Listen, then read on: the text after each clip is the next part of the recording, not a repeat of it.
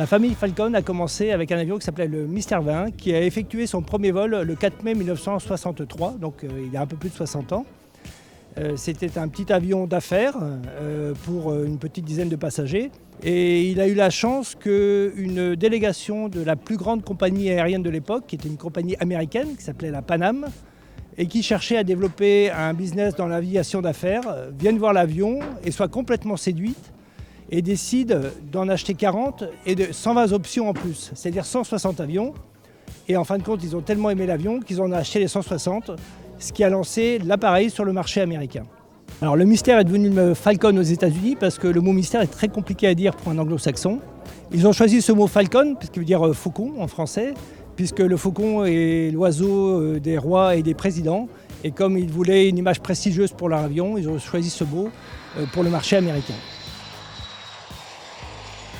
Après la grande réussite du Mystère 20, il y a eu un autre avion qui était plus petit, le Falcon 10, qui est un avion très très rapide, que les opérateurs aimaient beaucoup. Et il y a une des évolutions de cet avion qui est le premier avion d'affaires à avoir eu un écran à l'intérieur, et donc pour avoir des données numériques dans l'avion. Après ça, il y a eu un nouvel avion, le Falcon 50, au début des années 1970, qui a une aile développée qui venait de technologies qui avaient été développées aux États-Unis, qu'on a adaptées sur l'avion d'affaires. On a été les premiers à faire ça au monde. Et cette aile était tellement réussie qu'elle servit pour les deux programmes suivants, le Falcon 900 et le Falcon 2000.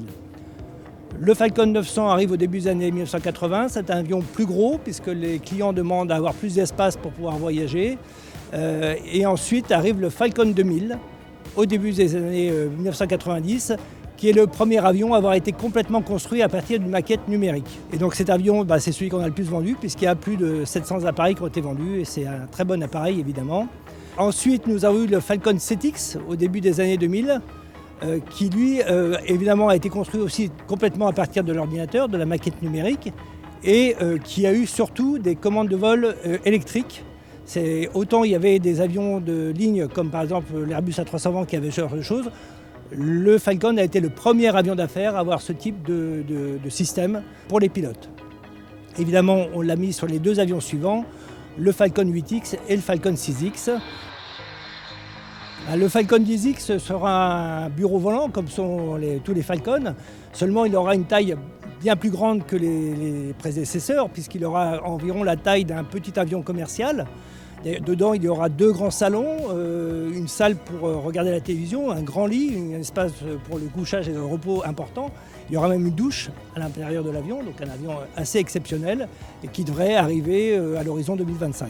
Dans l'ensemble de la gamme, les Falcons sont des avions très agréables à piloter, toujours à la pointe du progrès. Ils apportent à leurs opérateurs des avantages en termes de sécurité, de confort et de productivité.